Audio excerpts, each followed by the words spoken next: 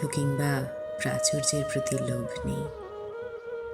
যে নারী নামি দামি রেস্টুরেন্টে বসে খাওয়ার চেয়ে আপনার সাথে টঙের দোকানে বসে 2 কাপ কড়া লিকারের রং চাতে সন্তুষ্ট থাকে, সেই নারী কখনোই আপনার সংসারে অলক্ষ্মী হবে না।